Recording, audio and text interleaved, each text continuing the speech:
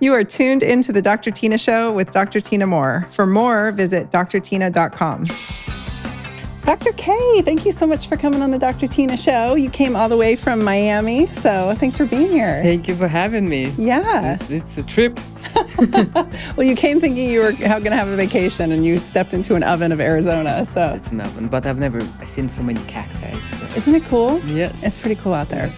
So I had to have you on the show because I am in love with your Instagram, and I found you and I was like, this chick is like the same as me. We are into peptides, hormones, regenerative medicine, and basically dropping truth bombs. So I had to get you on the show. We're going to talk about all those things. You always give it straight. So you are a PhD and a PA, and like, how did you get into all this? Well, I've always been interested in regenerative medicine. I was born with few conditions, and I've always tried to find the reason why inflammation has existed. What happened? What happened to the body? What is the body? What's inside the body? Medicine always interested, but not conventional medicine. Yes, and I came to United States about 23 years ago, and I went into biology, and that's how my career started.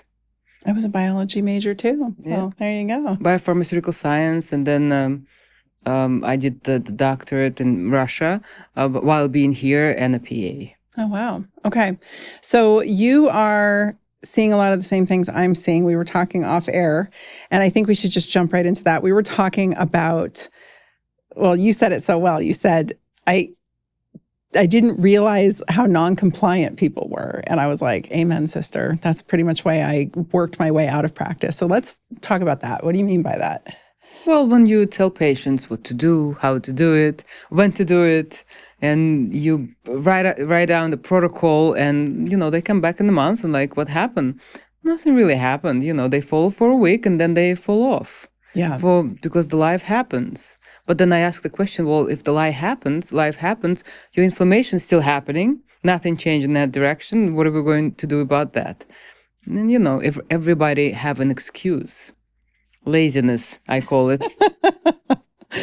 Which is hard to say because I understand now that I'm in the throes of that menopause shift. I do feel the impacts of what waning estrogen does to the body. It definitely makes you want to stop moving. Absolutely. There's definitely this decrease. I used to be the girl that was like up and moving, and, I had a lot of that non-exercise, energy coming out of me, and not so much anymore. And I feel for them, but you're correct. I think that laziness, because it's not a lack of knowledge, it's not a lack of direction.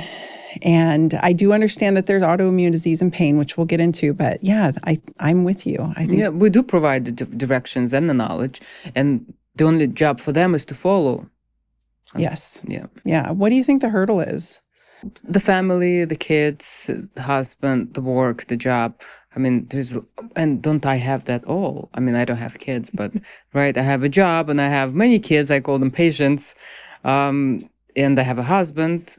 And I do also have a life, but I do try my best to invest in my future. Mm-hmm. Because I believe exercise is the investment. Eating clean is an investment for your future. Estrogen replacement is an investment for your future, where you're not going to fall and break the neck of your hip bone. I mean, it's all investment for the future. And I like to give this example. For example, before the age of 40, nature takes care of the women's body.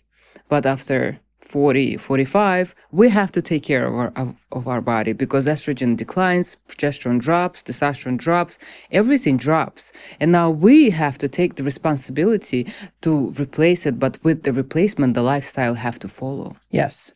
And I'll add, just as an aside, I see a lot of this online where a lot of these PhDs, I don't know if you're familiar with them, I'm not going to name names, but they don't see patients clinically, but they have strong opinions about women and menopause and maybe whether they need HRT or not. A lot of the messaging is sort of around this, you just need to build more muscle, you need to work harder, which I completely agree with. But I went into this, I'm hoping I'm at the end of perimenopause. I'm hoping I'm right at the cusp. I went into that in the best shape of my life with the most muscle mass. And it wasn't just little bitty weights. I was training for a kettlebell certification. like Russian kettlebell, strong first, 16 kilo snatches, Wow. like hardcore. I was in incredible shape and I had an incredible amount of muscle mass. And the lack of hormones or the hormones leaving my body still hit me like a freight train. Yeah. And for me, it manifested in just injury after injury, just tissue tear after tissue tear that I couldn't quite get on top of. But I cannot imagine going into it in such abysmal conditioning that so many women are walking into it. They don't have any clue and they are abysmally conditioned. And that, anyway, talk to me about that, because you and I were saying, like, we both have chronic pain. If we don't exercise, we have worse chronic pain. Right. This is all part of it. But again, we have also talked about peptides and menopause, but I want to stress the following.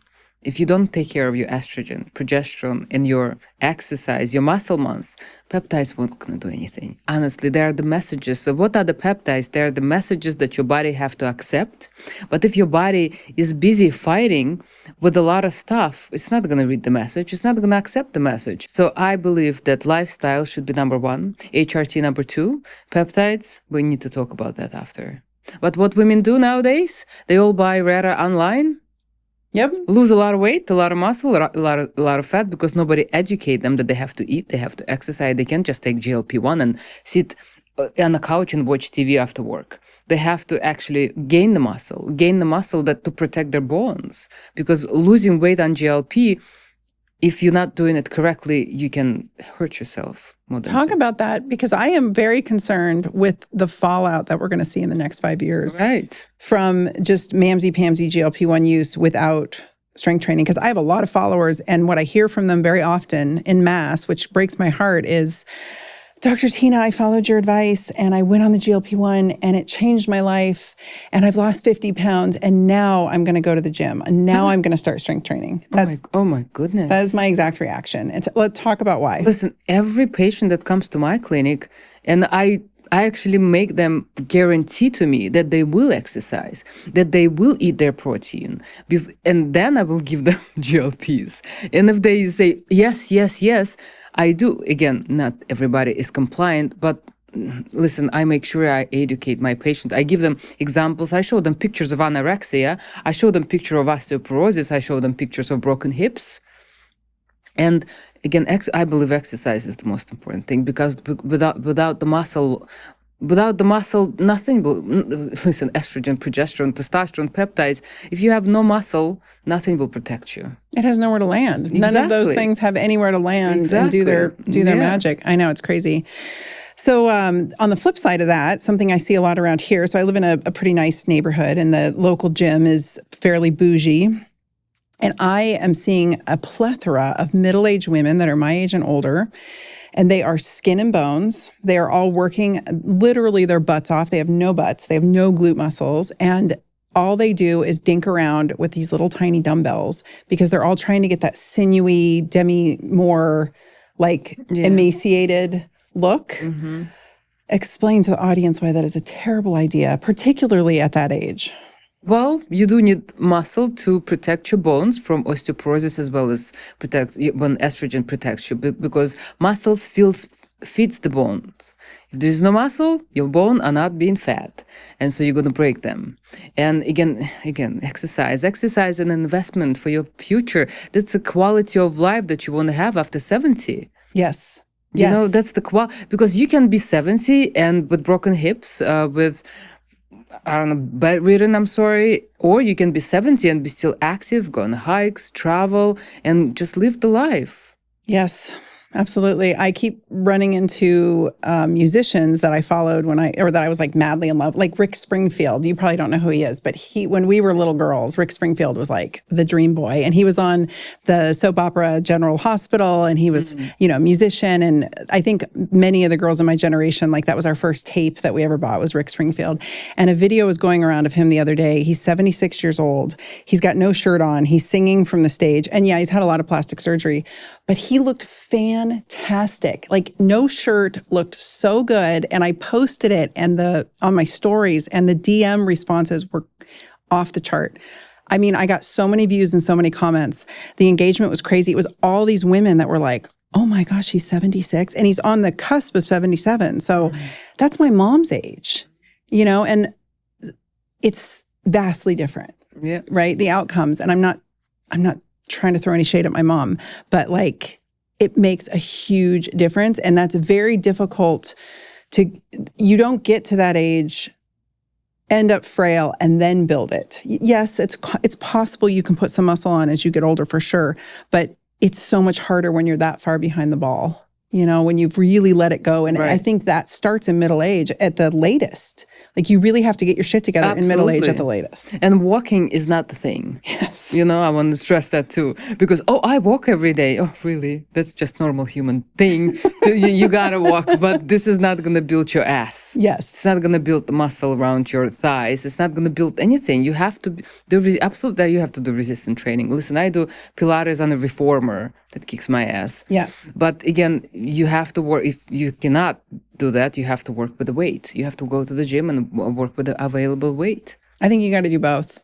I'm a huge Pilates fan, but I think nothing can take the place of squats and deadlifts at the end of the day. Like we need gravity. We need the ability to create. I think Pilates is brilliant at teaching you how to create tension within your body, which is huge when it comes to injury prevention or avoiding falls or being able to tension your body when you're reaching in the back of like a huge injury I see in my practice a ton is when women are reaching around into the back seat to pull their purse out or putting a suitcase overhead in the airplane, those kinds of things. And I think Pilates teaches your body how to manage that kind of tension. Also lengthening. Lengthening. Yes, of course.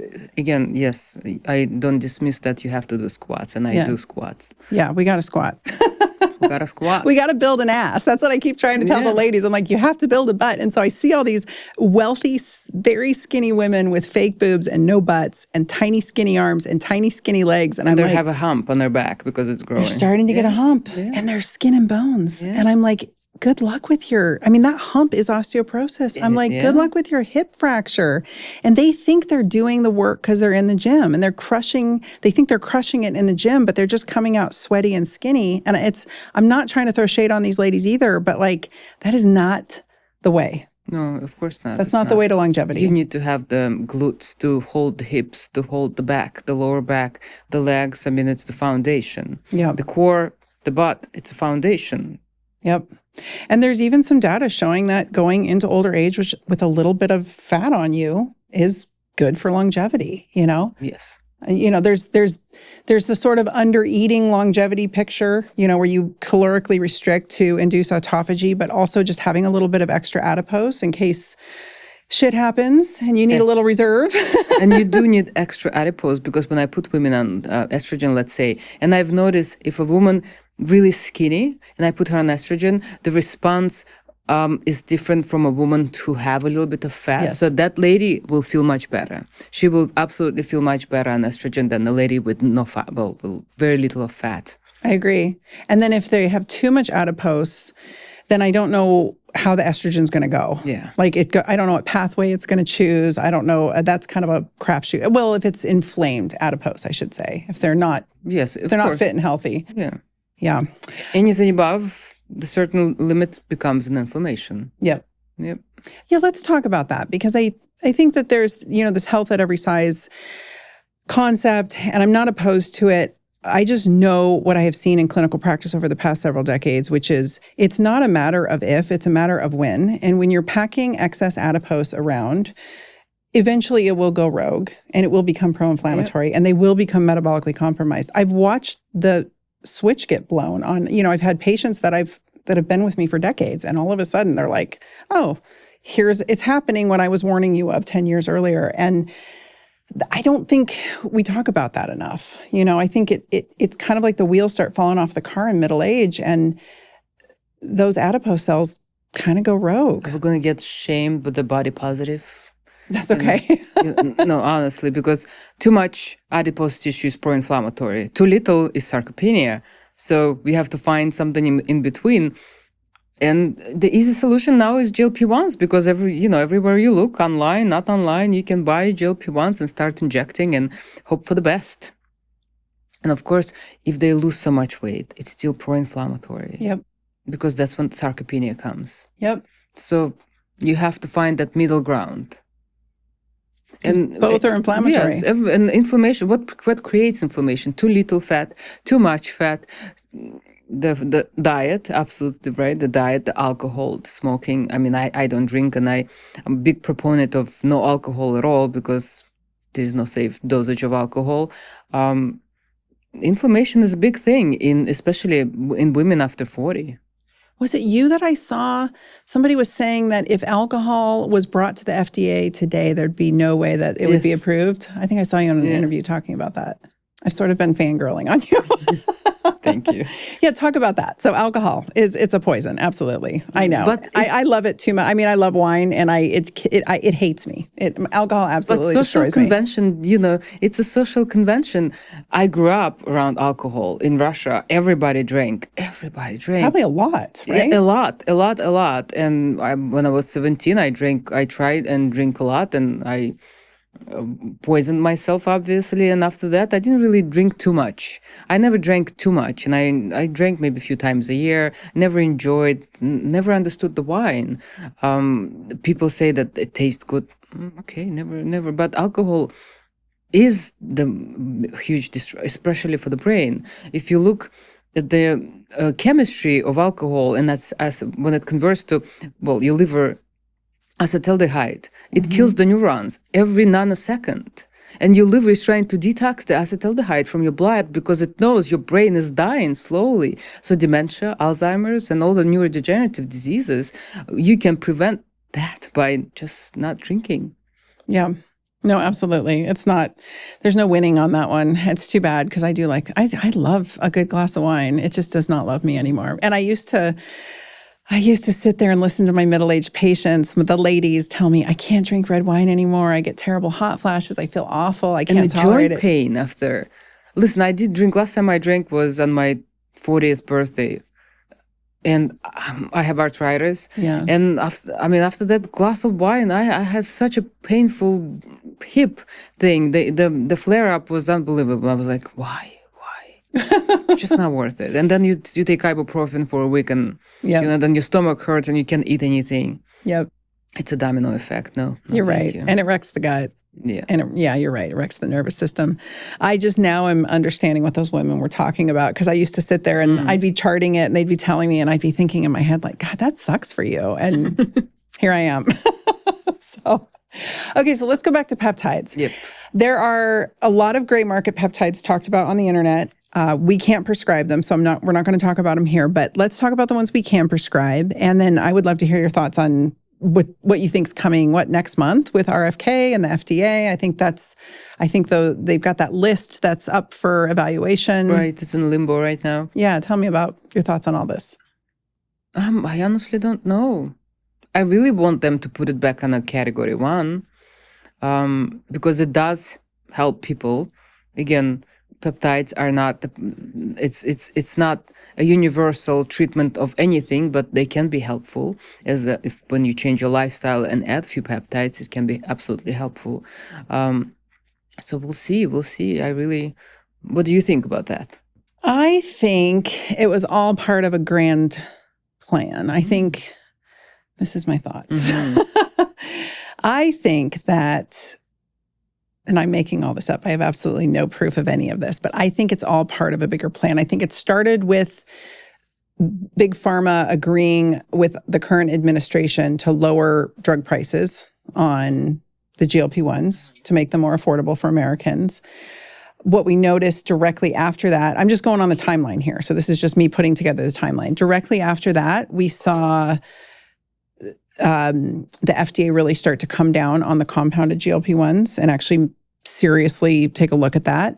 And we saw the FDA come down on the research labs concurrently. And that all happened last fall. about the same time Trump RX came out and we had those lowered GLP-1 prices, brand name GLP-1 prices. And we saw many of the telemedicine companies convert over to promoting and selling brand name GLP-1s instead of the compounded. So we're seeing that shift happen, which that's cool. I actually see better results with Zepbound than I do with compounded tirzepatide, to be honest with you. So that's all cool. We got the GLP-1s in a vial. I think you can do more personalized dosing strategies that way. I'm a fan, whatever. But I think that what's happening right now, if they do bring them back and we can prescribe them through compounding pharmacies and they come back to category 1, some of these other peptides, I mean, I think that might be the play to really come down hard on the research labs, which I'm not opposed to, but I am truly a libertarian at my core, and I don't like it when the government gets too involved with things. Yeah. So restricting people's access to medications that might be keeping them alive or helping them tremendously. And many of these peptides I've seen do the same. Huge godsend for many people. It's just gotten all mucky and murky. And I think your average person in the middle is the one who's getting the shit end of the stick, basically. And so I don't know. I think we're going to see a big push back. I think we're going to see some of these clear, I'm hoping, in July and then September. And I think with that, we'll see a crackdown on the research labs. That's my guess. That's just my prediction. Yeah, let's see. Yeah. I don't know. But I've been kind of watching it play out, and it almost looks like a game of ping pong. And it's almost like this play is there in order for this play. I feel like I'm writing a script behind the scenes, but we'll see. We'll see how it all goes. I would like to see some of them come back. I think BPC 157 and TB 500. Well, we can talk about that. So what can we prescribe? Well, pentadecaarginate, that's what right now compounding pharmacies are making. I mean, this peptide has been around for, 15 years? This is the BPC 157. Yes, athletes have injected it for thousands. I believe millions of people have injected it to this day. Honestly, I have injected it. I have tried on myself every peptide available. PT141 almost passed out. Really? Have you tried that? No. I haven't tried that one. Vyleesi, I mean, it is approved for women hyposexual. Does it work? If you get the dose right, it works. I think that's how all of them are, though. It's so hard to get the dose right of PT141. Yeah. It's either going to make you so hot, like you're going through menopause right now in a very, very fast. You get these hot flashes and the whole life is in front of your eyes and I'm about to pass out. What sex? What are you talking about? And then you can underdose and you're like, oh, there's nothing. You're just itching. And that doesn't sound any fun. That's why I haven't heard great reviews from it. So right. I did overdose myself on Mot-C. I've overdosed myself on tesamorelin.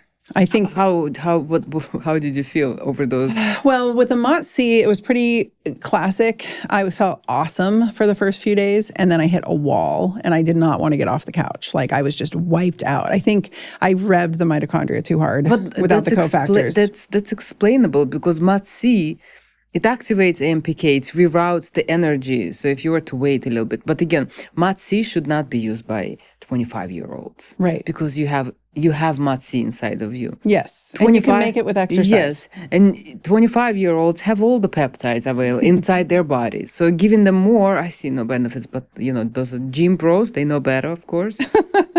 I tried Mot-C myself, and it was available on category 1 a few years ago. I felt absolutely nothing, and I've tried it for the whole month. Interesting. Nothing. I felt nothing. I've tried. What else did I feel nothing on? Epithalon, Mot-C. I felt nothing on epithalon too. So I tried Disip, only worked on me for 2 nights. Epithalon, I think, would work for someone who just changed who flew from, let's say, Russia to United States. So to rebuild the circadian rhythm. So that's what epithalon for. Honestly, I don't see any other applications, anti-aging, telomere lengthening. I'm not sure about that. So I did try SS31. That's something we can prescribe. Yes, I am trying it right now as we speak. I was in such an incredible, it was this time last year when I was purging and packing my life and moving. So I was under so much stress. I don't know if it just helped me maintain, maybe, but I definitely didn't get any kind of oomph from it. I didn't feel better, but looking back, I think it helped me get through that, over that hump. it was a rough time, so. I do use thymosin alpha a few times a year. Yes, because me too. of my T cell deficiency. I think it does help me not to get too much flu when the flu season comes, so I don't get sick as often. Every flu season I would get sick every 3 to 4 weeks. It's unbelievable. With thymosin alpha, and thymosin alpha has been approved all over the Europe. Don't people, it's not approved. Well, thymosin alpha, if it's not approved in United States and it's been approved in other countries, it's a working medication. Come Right. on, That's something that I just want to emphasize. We are so like this, and if Yes. the FDA has not approved Yes, it, but then yes. the whole world might be. In Russia and in Cuba and in countries that were communist, really amazing medicine was happening Right. behind the scenes because they didn't have access to everything. So things like ozone and different peptides were used in plentitude. And when I went to Germany, homeopathy isn't fringe there; it's standard of care. C-Max and C-Link in Russia, over-the-counter medication. Yeah. You can just buy the nasal sprays. Yeah. Lots of medication are over the counter in Russia, but now with the gray market, it's a chaos. It is a little chaotic. Just to back up on thymosin 1 alpha, there's a difference between that and TB500, and I've heard you talk about that. Right. So will you clarify for people? Well, TB500 is the fragment from TB4. TB4 is 43 amino acid long peptide, very long peptide that is being researched in oncology because it implicates in glioblastoma. TB500 is a very short, I think it's 15, the fragment of 15 amino acids. And they isolated that fragment because they believe that that's what actually heals the ligaments and tendons. And it's on the WADA list. BPC-157 is on the WADA list. If it's on the WADA list, then it means it does work. Something. Right? Yes. Does something. Explain what that list is for the listeners. For athletes. Yes. For athletes as a doping agent. Yes. And most of the peptides aren't on that list. I'll tell you just anecdotally, I have used both TB500 and BPC-157 in patients, even orally. I've seen great results. I prefer, if I'm trying to treat the gut, I prefer BPC-157 orally. I've had much better results with it that way when I'm trying to treat the gut. When I'm trying to treat musculoskeletal conditions, I like it injectable. I have used both at length on my dogs with great results. I'm going to tell you the story. My cat, 3 months ago, I think it was run over the car. I have a very pretty Abyssinian cat. So the back and the hip was broken. He was paralyzed, waist down. He couldn't walk. I started injecting him with BPC-157 with TB500. He's walking now. He's limping. His doctor said he's probably not going to walk again. When they saw the imaging, they said I would need to buy him a little wheelchair with the back legs. And I said, listen, I will just take him to Mexico and do the surgery that cost here. They quoted me $18,000 for the CT and the surgery for the back and for the hip. Mexico quoted me $2,000. Wow. And I could just, fly there with my cat. But BPC and TB in 3 months, I still inject him a few times a week, just twice a week. And he's walking, he's jumping, he's running. He's a happy kitty. Yeah. Animals, when I see animals respond, I've seen animals respond to homeopathy, I've seen them respond to herbal medicine, and I've seen them respond to peptides and supplements. There's no placebo there. No. There's no preconceived notion. It's a controlled environment because I control their exercise, I control their diet, I can control all the variables. And I cannot tell, so just for the listeners who don't understand, when you spay and neuter your puppies, you're putting them into surgical, like when you spay your female dogs, puppies, you are putting them into surgical menopause. Yeah. And so there's been this huge uptick in ACL tears and ligamentous issues in female dogs. And everyone's like, gee, I wonder why. Why is this epidemic happening? It's because we are ripping their estrogen out of them when they're 6 months old. And so my female dog has been plagued with, she was a rescue. She's been plagued with knee and elbow issues. And just her poor little legs it's constant. And so every time she gets mucked up on the farm, I just give her a little cycle of the TB500 and the BPC-157, and it's night and day. So, and I feed her well. I feed her really well. She gets lots of sun, but it's just amazing. And so, I don't know, I heard you say something on a podcast, you were talking about NAD, and let's talk about NAD, because NAD supposedly injectable doesn't do shit is what the science is saying. What I've seen have done a lot of shit. Yeah. Right. Well, again, I live in Miami. Lots of partying going on in Miami. People use substances they're not supposed to use, and then they feel like crap because. And then when you put them on an IV of 500 milligrams of an AD, it usually takes up to 3 hours for those individuals. But then they report in 2 days they can run. They can go back to their lives. But if not an AD, for the week they would be in bed. Yeah. Because all the neurotransmitter, you lost everything. You lost all your serotonin, you lost the dopamine. I mean, your joints are inflamed, your body is inflamed. Right. Also, I have a patient with psoriatic arthritis whom I gave 500 milligrams of NAD, I think even 750 once, for 3 weeks, and his flare-up stopped. And he was Wow. like, how? I don't know. I mean, I read the mechanism and I see no correlations, unfortunately. Maybe we need to study it more. Maybe we need to study it in people with autoimmune diseases. Do you think if they did it sub-Q, you'd have the same impact? I think they you were to need do, to like, do daily- IVs first to load the system. Right, And saturate then the tissues. yes. And then that's how I did it for myself. I did 10 IVs, 10 sessions, 10 weeks with large doses. And to this day, I do microdose NAD 4 to 5 times a week. Okay. So what do you think of the folks who, so I always get like the most stingy little, when I do sub-Q, I get the most stingy little bumps and I get all flushed and I feel awful. So I've been terrified to get IVs because even just sub-Q at low doses, I do not react very well. Yeah. It's been unpleasant. I've been on this thiamine kick lately. Have you like done any, this is just totally random off topic, but I have been obsessed recently with the concept of most of us are running around with frank thiamine deficiencies, especially people. B1? Yeah. I feel like God gave me this hit to look into thiamine right before this happened to my mom. And I pulled up some papers from Dr. Pierre Corey, who was using it along with, I believe, prednisone intravenously in ICU patients for COVID. So, I wonder what's the mechanism then.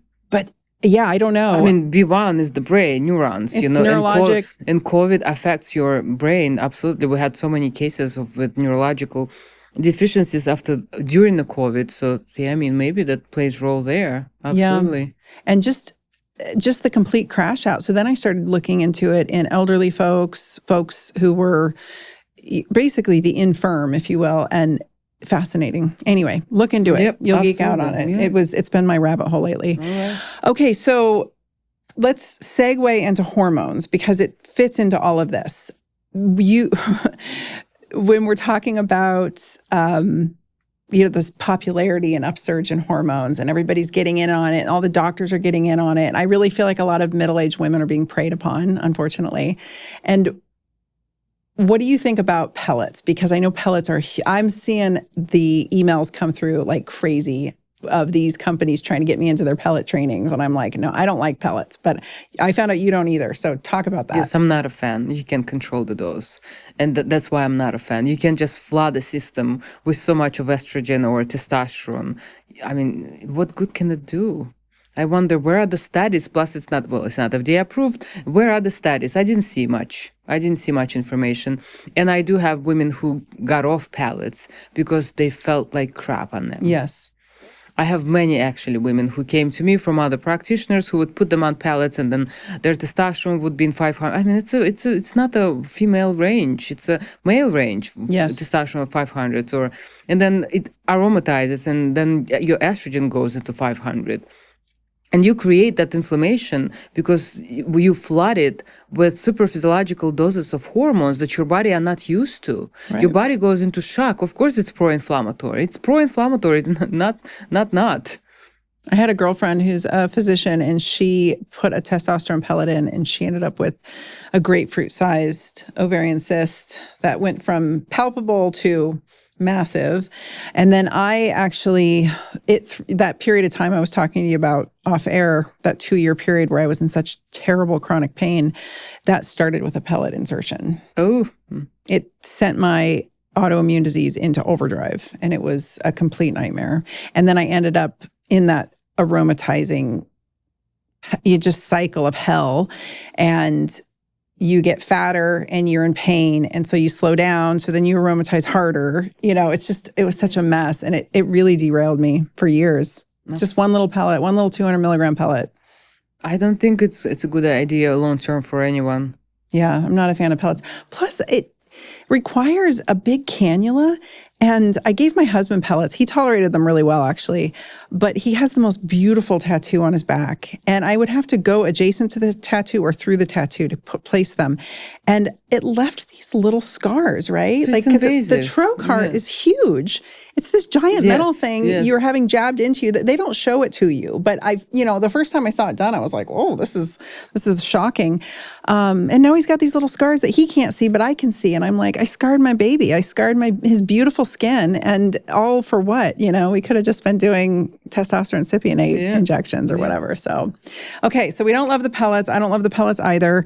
I think that they are a little bit of a money-making. Yeah, that's why they are so popular. But again, I don't love pellets, and I don't love super physiological doses of anything, even if you inject testosterone. I mean, I have a lot of men who come in and they want 200 milligrams of testosterone or 250 because that's what they heard on Instagram. And then they will get it from underground, and then they are put on DHT blockers, and then they would put on anastrozole, which blocks your estrogen. And by the way, anastrozole is a chemotherapy drug that your kidney hate, but who cares, because you're on the cycle. Yes. So explain what all those are for the audience so they understand the logic here, because you did a post about this. Like, if you have to take medication to treat the side effects of your optimization. Yes. That's not optimization. So let's say your body needs 80 milligrams. Well, men's body needs 80 milligrams of testosterone, and he decides to inject 200 milligrams of testosterone a week. So what's going to happen to another 120 milligrams of testosterone? It's going to convert to DHT. It's going to aromatize to estrogen. And then you need now finasteride to bring the DHT down, because DHT high equals BPH. That's the bad for your prostate. And your hair falls out. Then you're going to lose your hair. And anastrozole, because you don't want to have man boobs, but your estrogen goes up. So I see absolutely, there is no logic here. Yes. There is no logic where if you want to optimize your hormones, you don't go super physiological. That's a cycle. That's someone who wants to go on a stage and perform for a short amount of time.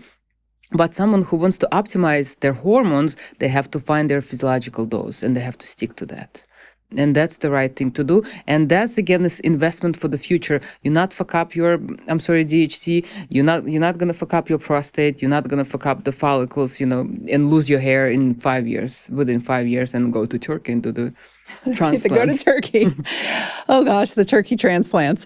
Well, it's such a vast difference. And when I first started talking about microdosing GLP-1s, that was the same concept as like physiologic dosing versus pharmacologic dosing. And there's a big difference. And so the guys that are doing these crazy high doses now, if they're using it, if they have a lot of muscle mass, I'm still not saying it's entirely safe, but if they have a lot of muscle mass and they're using it appropriately and they're hitting the gym like it's their job, and they're eating for size and structure, that's a different use of that hormone landing and being utilized. I'm not saying it's entirely safe for their cardiovascular system by any means, but it's an entirely different thing when you are a middle-aged man who maybe goes to the gym and plays around on the cable machine with your, to do your biceps and your triceps, and you call that a gym session, and you're hammering these doses. Vastly different landing and utilization in the body, right? Absolutely. It's so much. But again, those are gym bros who are 25 to 35-year-old with muscle, with, body fat of 15%, and the rest is the muscle mass. And yes, and then those middle-aged men look at the Instagram like, I'm going to be like them. Yeah. I'm going to buy Red online, and I'm going to go to the gym and do a few Stairmaster and whatever else. In their Under Armour shirt. Yes, and then and then they drink at night. They drink at night. And then I tell them, you can't drink on GLPs, Those young guys, I took care of those guys when they were my age. So my practice was inherited. I had built my practice, and then I took over my mentor's practice when he got cancer, and he died, and I ended up taking his practice over. And he had a whole cohort of male patients who had been professional or semi-professional athletes in their youth, and they had been just cranked full of hormones and testosterone and all the anabolics when they were younger. And now I was taking care of them when they were in their 50s and 60s. And I'll tell you, their systems were screwed up. I mean, it was rough trying to just make them feel okay, just trying to keep them out of pain, just trying to keep them steady, trying to keep everything working so that they could have intimacy with their wives. It was just crazy to me how much they had completely screwed themselves up in their youth. And it wasn't their fault. In many cases, the coaches were actually the ones administering everything. But it was really eye-opening to me for me to realize like, oh, there's a cost to all of this. And you burn everything up when you're 25, 35, and you're going to pay for it in your 50s and 60s. I had one patient who had been on so many anabolics. He actually he was a power lifter. He ended up with a massive cyst in his liver that ruptured while he was on the podium lifting, like a massive deadlift. I had the same patient. And he just about bled out and died right there in the middle of the competition. And I'm like, what? I have the same story, but he was saved. He was in ICU, then he was in the hospital for about 2 weeks with a very nice medical bill. Yeah, that's crazy. Yeah. But now he's well and he learned his lesson, and now he does exercise and he does everything correctly. And he looks great. Yeah. I mean, you don't have to go through to so much crap to put in your body. For what? Well, and it brings it back to your average middle-aged guy who's trying to optimize his testosterone, who's taking too much, because that's just like a little baby version of what we just described over here. You know, these guys were going hardcore, but that's not to say that the average dosing isn't too high and too intense. And then you go to these testosterone clinics that are just for men, and they're adding on all those other medications. Or nobody adds anything on because they don't check. Yeah, that's and true. Then they get all this. Many of these middle-aged men become so fatigued because their estrogen is high as F. Yes, and their cardiovascular system is... What's happening? And their cholesterol is over the roof, their triglycerides, their LDL, I mean, you name it. The liver enzymes are up, everything. Yeah. What are you trying to do? You're trying to be like 25? You can't. You can never. You could never. Well, they don't even check these guys' cardiovascular system. Exactly. These guys will go in with a strong family history of cardiovascular disease, like father dropped dead, mom has 3 stents, and never once is cardiovascular protection even discussed. And not to say that testosterone causes cardiovascular disease, but done wrong, it certainly can aggravate, especially if they start aromatizing. It's crazy. So too much of anything can kill you. Yes. Well, and too much estrogen is not great either. So. Yeah.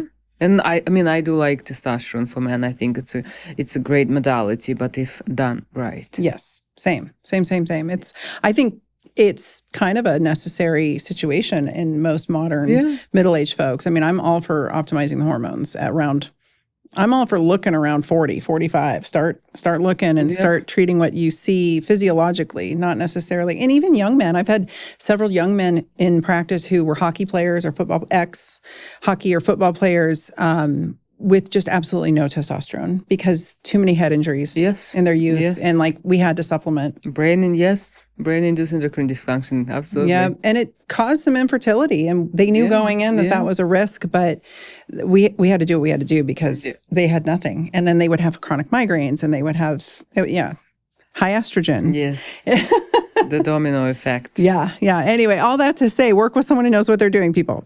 Exactly. Yeah. And how about that? Women also afraid of hormone replacement therapy. Yes. Middle-aged women are afraid of hormone replacement therapy.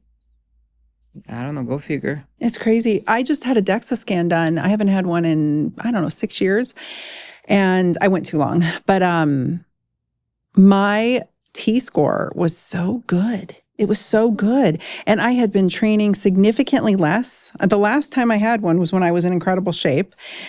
The only thing I had changed was I went on estrogen replacement therapy. And so my bone density improved significantly. It was good then. And it was like, they were like, damn, this is excellent. I was like, hey, I got that going for me.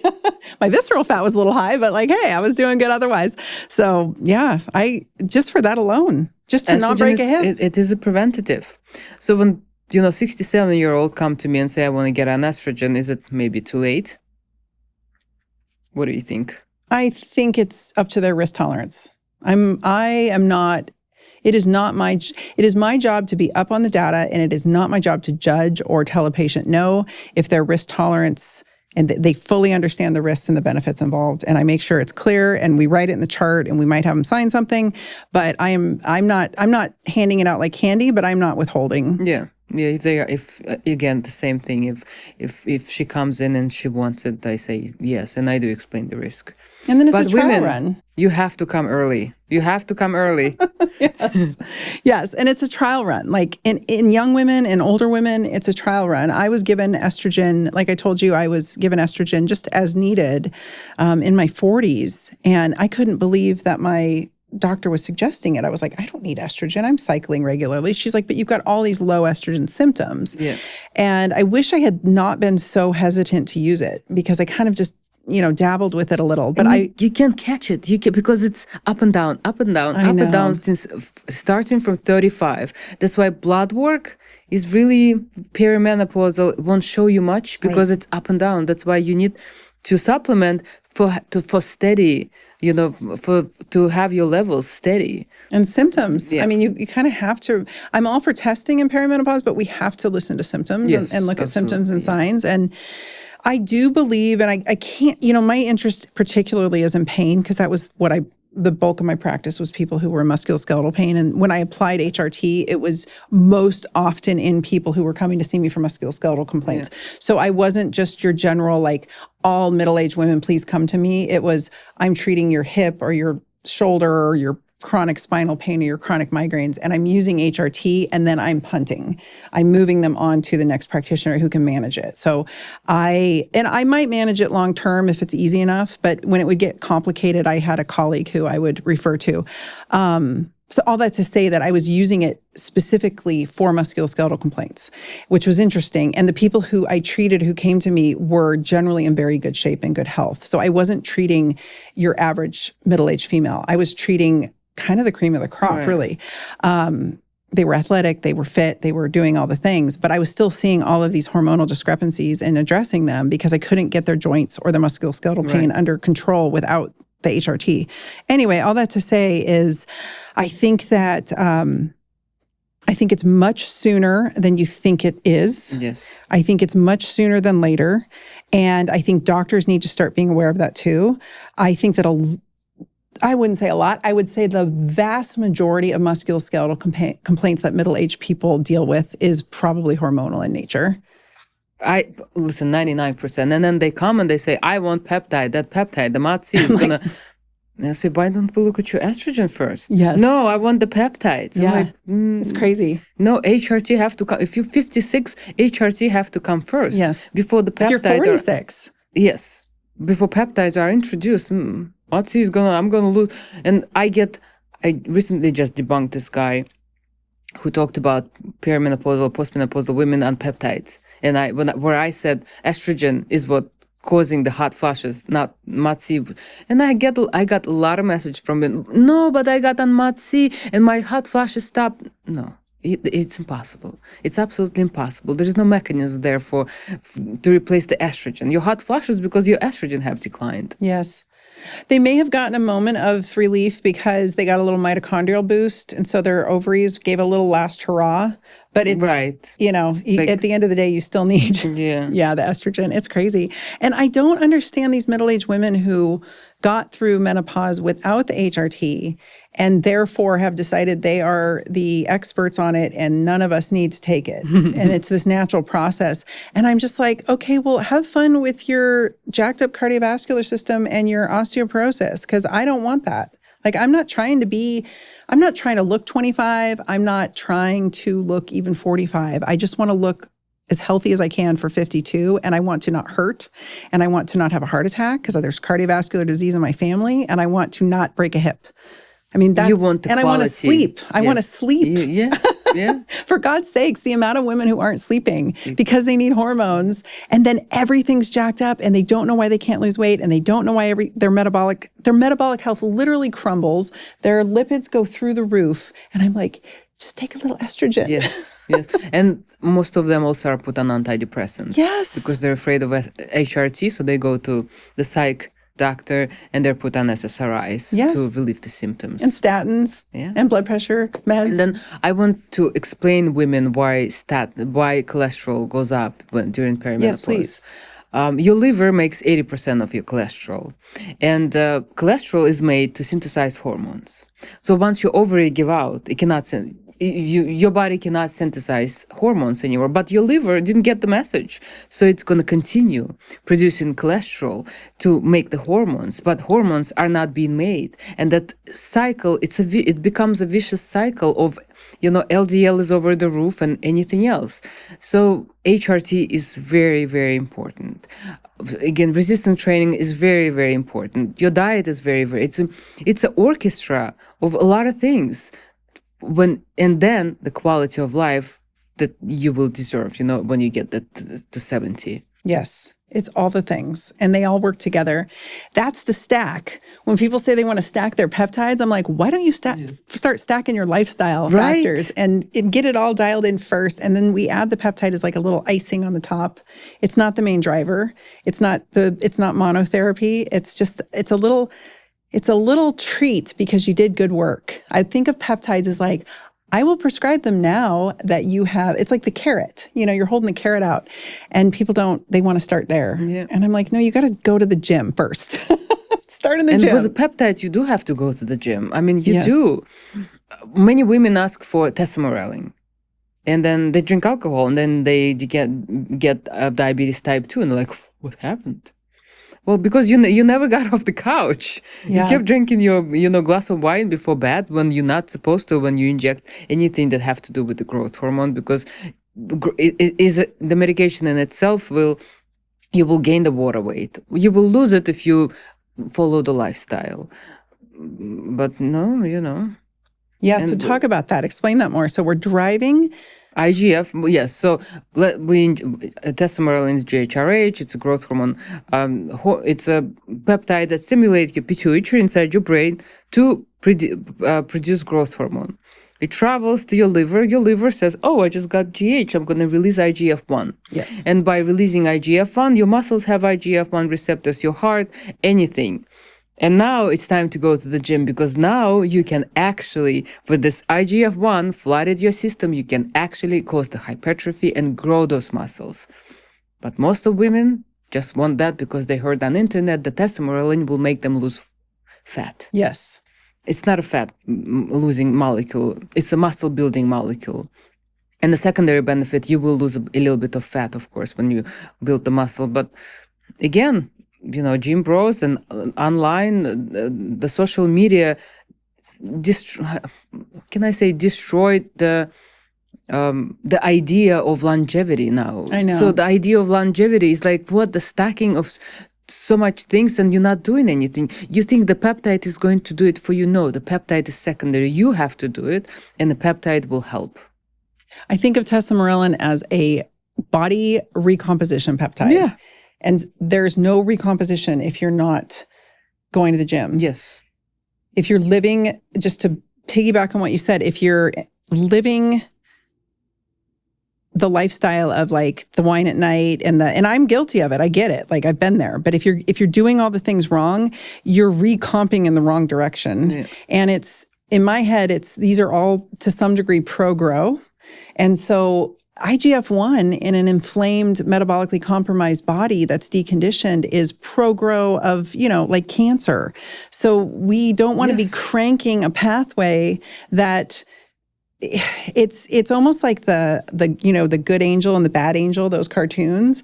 You are choosing which angel you're going to listen to when you use these peptides if you're not doing the lifestyle factors. Yeah. That's why I beat the drum on all of my platforms. You have to go to the gym. This is non-negotiable, because if you're going to utilize peptides and you're going to induce any kind of pro-grow pathway, whether it's BPC-157 inducing VEGF and angiogenesis, whether it's using testosterone to get growth hormone going and IGF-1 going, we want them to go down the right, whether it's just taking estradiol. Right. We want it to go down the right pathway. Yes, exactly. And when we have muscle and we have non-inflamed fat, we go down the better pathways. Exactly. In a nutshell. Listen to Dr. Tina.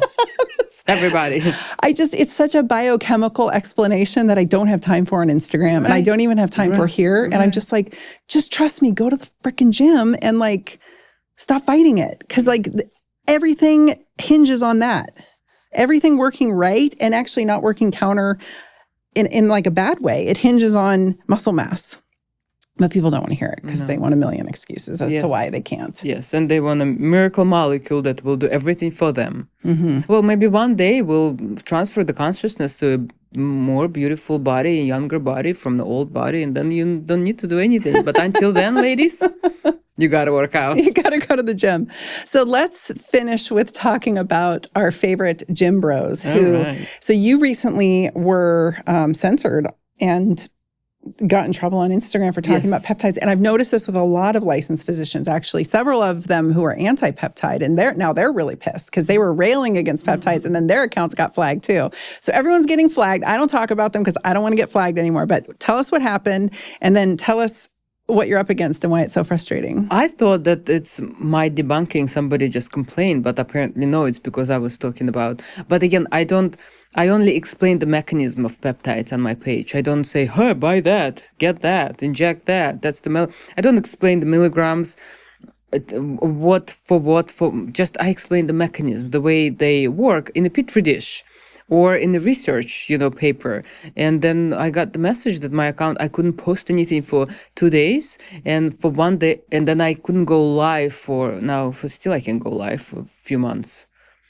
Yeah. Yeah, so you got flagged. And then meanwhile, we shall not name names, but we've got some, doctors who've had their licenses revoked, who have 1.5 million followers, who are first of all, citing false studies that you've debunked many times on your Instagram. Fraudulent. fabricated. They're fabricated from AI, right? From AI. Yeah. Yes. And then they are leading people directly, even in their links. Yes. Direct links to the gray market peptides. Where they sell them research molecules, absolutely. Yeah.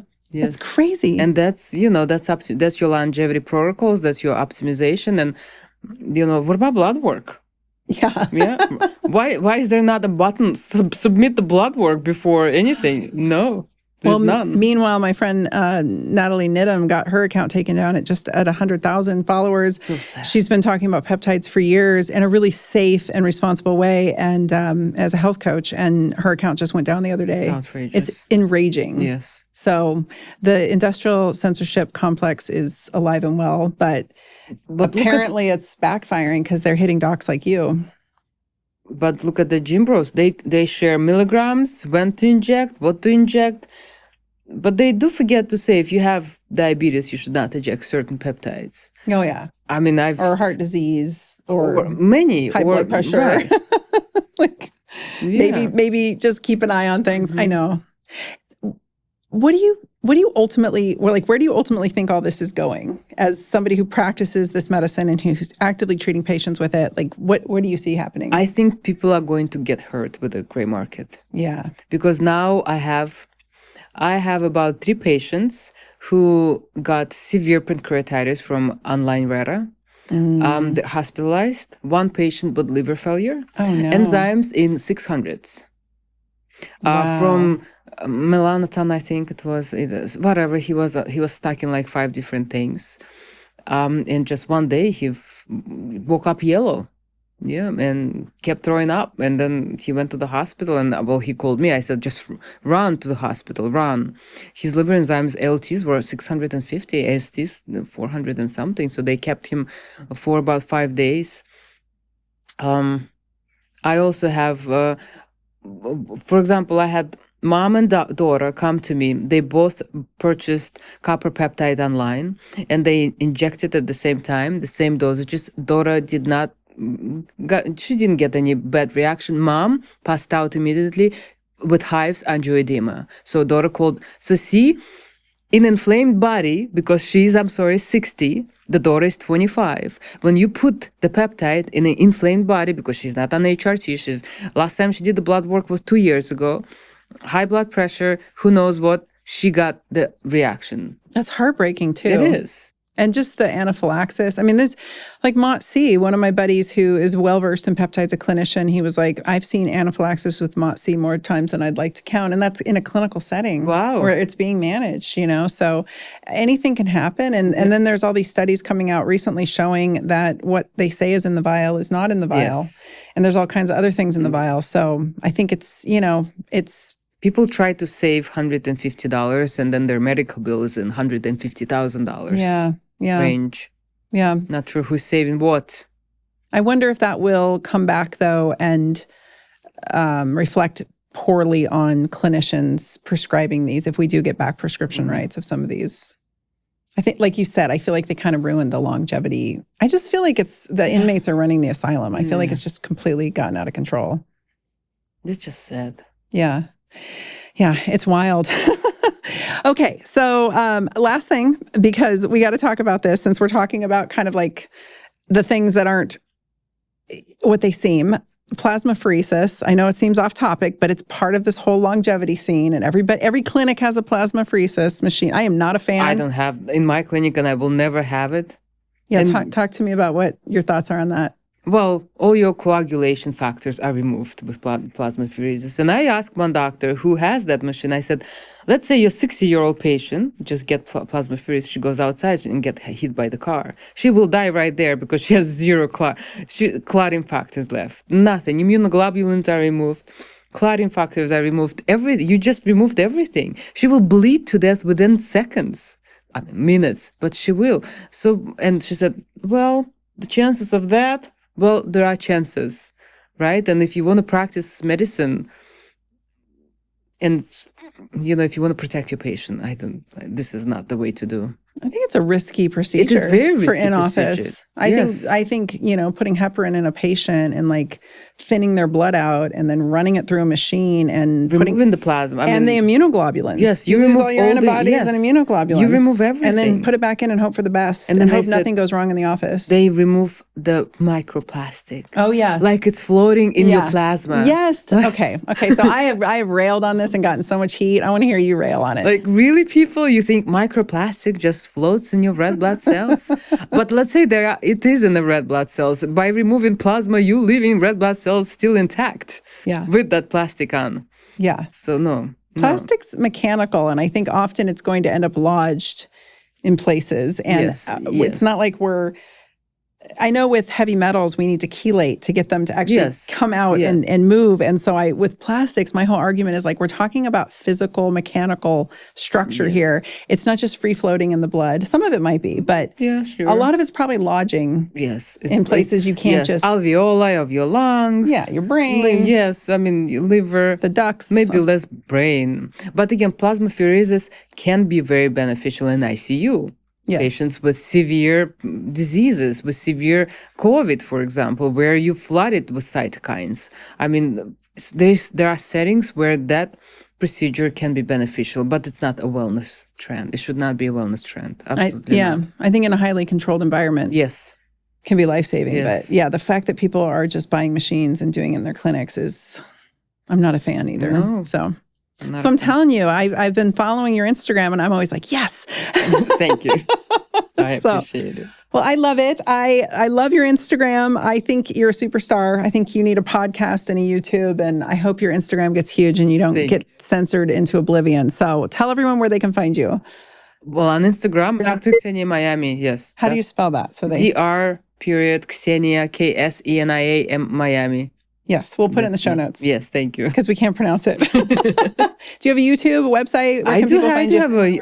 I do post the same videos on YouTube. And I have a Russian account. I actually have 2 accounts. Oh, cool. Yes. Okay. And then website? Idealmedwell.com. That's our website. Okay, I'll make sure. www.idealmedwell.com. Any last parting thoughts? Anything we didn't cover that you want to make sure the audience hears? Well, exercise. I prescribe exercise. I do prescribe exercise. Then I prescribe HRT, then peptides, but not the peptides, then HRT, then exercise. Exercise always comes first. Just take care of your bodies, ladies, because you invest in your future, invest in your longevity, invest in your 70-year-old self. I love it. Well, thank you for coming on the show. Thank you for having me. Thanks for listening to the Dr. Tina Show. This is a Wellness Loud production produced by Drake Peterson. Theme song is by John the Guilt. You can watch the full video version of this podcast inside the Spotify app or on YouTube. As always, you can email the podcast at podcast@drtina.com. That's DRTYNA. And if you like this episode, please rate, review, and subscribe on your favorite podcast app. You can also find all of my offerings on my website at drtina.com. For more shows by my team, go to wellnessloud.com. See you next time, and thanks for listening. This podcast is for general informational purposes only. It does not constitute the practices of medicine, nursing, or other professional healthcare services, including the giving of medical advice. I am a doctor, but I am not your doctor. No doctor-patient relationship is formed. The use of this information and the materials linked to this podcast is at the user's own risk. The content on this podcast is intended not to be a substitute for professional medical advice, diagnosis, or treatment. Users should not disregard or delay in obtaining medical advice from any medical condition they have, and they should seek the assistance of their healthcare professionals for any such conditions.